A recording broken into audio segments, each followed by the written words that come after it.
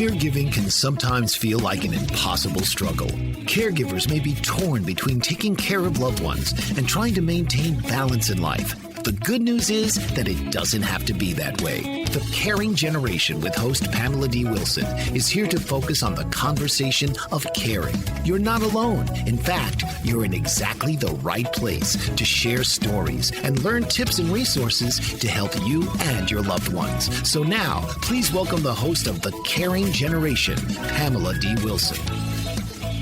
This is Pamela D. Wilson, caregiving expert, speaker, consultant, and guardian of the Caring Generation. The Caring Generation focuses on the conversation of caring, giving us permission to talk about aging, the challenges of caregiving, and everything in between. It's no surprise that needing care or becoming a caregiver changes everything. The Caring Generation is here to guide you along the journey and let you know that you're not alone. You are in exactly the right place to share stories and learn about caregiving programs and resources to help you and your loved ones plan for what's ahead. Invite your parents, spouses, family, friends, colleagues, coworkers, and everyone you know to listen to the show, available on podcast apps worldwide. If you have a question or an idea for a future program, share your idea with me by commenting on my social media posts on Facebook, Twitter, YouTube, and LinkedIn. You can also complete my caregiver survey or request a consultation by clicking on the Contact Me link on my website, PamelaDWilson.com. Welcome to episode 189 of the Caring Generation podcast in the Take 15 series, helpful tips and insights in 15 minutes. Called The Habits of People Who Age Well. Caregiving is an unexpected role that can significantly affect physical and mental health. Caregivers often neglect self-care because they tell me they are too busy caring for others. With all of the experience and knowledge that caregivers gain by caring for grandparents, aging parents, spouses, and others, why are they sometimes the least prepared for what it takes to age well? Whether you are a caregiver, a person who needs care, or someone who just came across this podcast and is somewhere in the middle, these tips will be valuable to you as you age so that you can live better as you grow older. So stay with me for 10 tips. Tip number 1 for the habits of people who age well is that they realize everything has a shelf life and wears out. Think of the items in your refrigerator: milk, eggs, cheese, maybe salad dressing. They all have expiration dates. Then think of your car, a refrigerator, a washer and dryer. These eventually at some point break down and have to be replaced.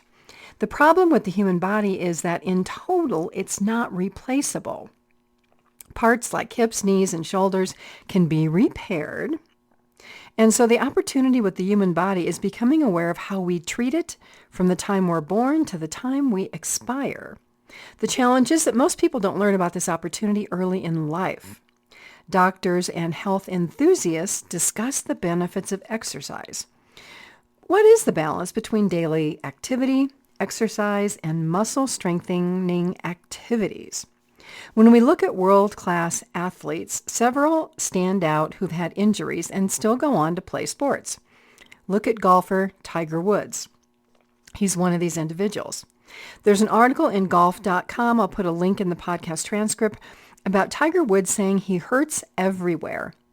An injury in one body part can affect other body parts. For Tiger, this includes his right foot, back, knees, neck, and hips. Serena Williams, a tennis star, dealt with recurring shoulder and knee injuries.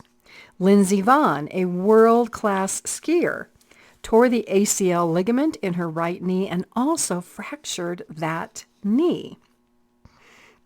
How many of you know a friend who's had a knee or a hip replacement or rotator cuff surgery? Injuries become more common with age, and while people who exercise may experience physical injuries, they are generally healthier overall than people who don't exercise. People who exercise recover from health issues more quickly. They also tend to spend time with people who exercise and have healthy eating habits, so there's a plus. So look at the habits of the people you spend the most time with and decide, is this the lifestyle and quality of health you want, or is there a better or healthier way to live? Starting and making exercise a habit may be a challenge, but after you make it past the initial hump and establish a consistent day in and day out habit, you'll be surprised. You might miss any day that you don't get some type of physical activity. The risks of not exercising include chronic health issues. Being physically inactive can lead to heart disease, being overweight, high blood pressure, high cholesterol, diabetes, and other conditions. Add to this weak muscles and bones, more likely to fall and fracture something, more mental and emotional health concerns, and poor sleep. Not to mention that people who don't exercise can appear to age faster than those who do exercise. So while bodies age, the best thing that you can do to protect your health, physical health, mental health, well-being, is to exercise and be active every day.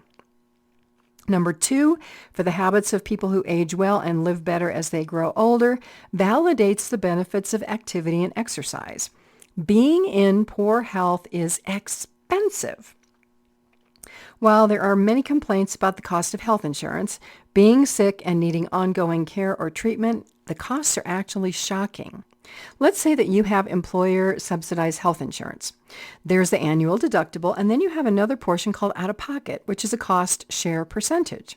For the average person, an annual deductible and out-of-pocket costs can range between $7,500 and $10,000 a year.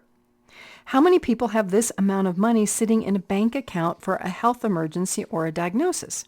I would say not too many people. And did you know medical debt, bills, are one of the top reasons for individuals to file bankruptcy? So being in poor health is very expensive. Number 3, the habits of people who age well and live better as they grow older are that they catch things before they catch up with them. Let's say that you've been doing great with exercise and eating habits, and some stressful event happens that takes you off track. Now you're going to Starbucks every day for a mocha frappuccino in a 20-ounce cup that has 500 calories, 140 milligrams of caffeine, and 79 grams of sugar. Then you drive over to Dunkin' for a chocolate-glazed donut, 360 calories. That's 860 calories from a cup of coffee and a donut. It's about half of the total suggested daily allowance of calories for the average person. All of a sudden, guess what? The numbers on your scale are up 5 or 10 pounds. And did you know that the American Heart Association recommends that men consume no more than 36 grams of sugar in a day, and for women this number is 25. So when you consider that a mocha frappuccino has 79 grams of sugar, that's 3 times the amount of sugar for women. And then a 12-ounce can of soda, 32 grams of added sugar. Again, it's more than a woman should have in a single day. So most people reach their maximum sugar allowance with a single drink. So be attentive to the small things so that they don't catch up and all of a sudden surprise you.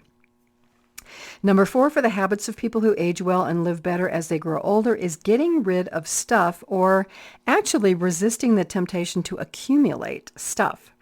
This topic frequently arises when adult children caregivers have to help a parent move, and there is 40 years of accumulated stuff in the attic, basement, stuffed into dresser drawers, closets, the garage. So before you fill up a house with stuff, ask yourself, do I really need all of this stuff? If you've already accumulated it, start decluttering as much as possible. While stuff might be nice, then you got to take care of all of these possessions, right?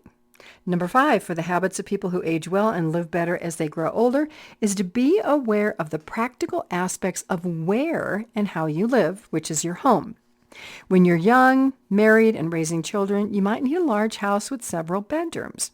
When it's only the 2 of you left, or let's say you've always lived alone, do you really need all that house and yard work and maintenance that gets physically more difficult to do and more expensive over time?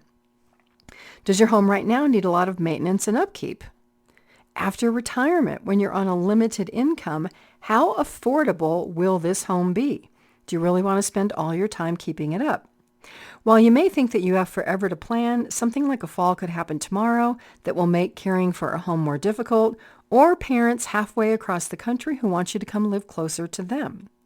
Adult children who have experience with aging parents who must downsize or move due to health concerns know that you don't clean out an entire house and complete repairs and maintenance projects in a matter of days.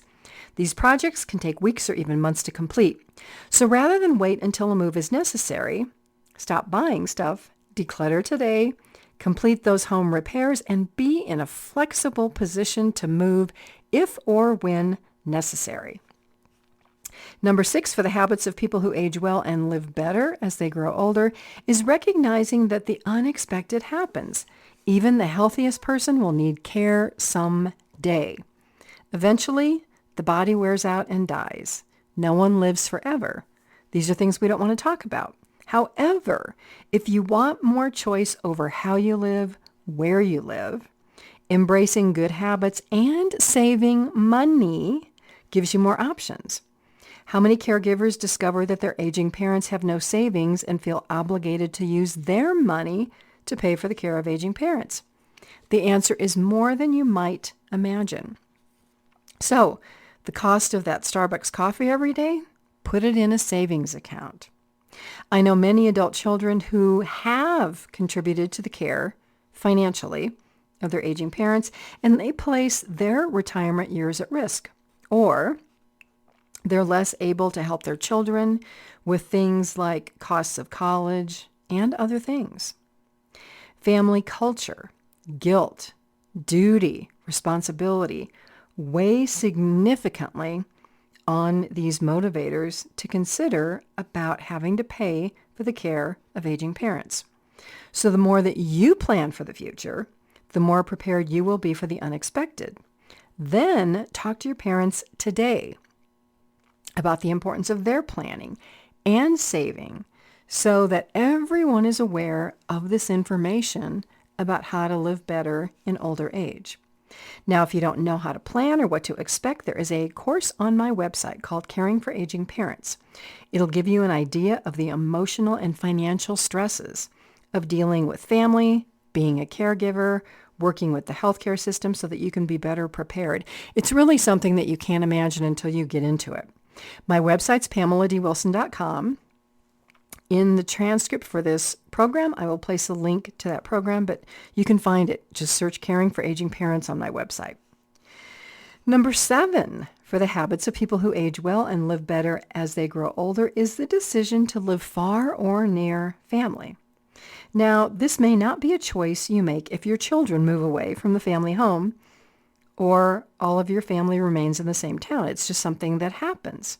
Now, on the other hand, you may be the one who moves.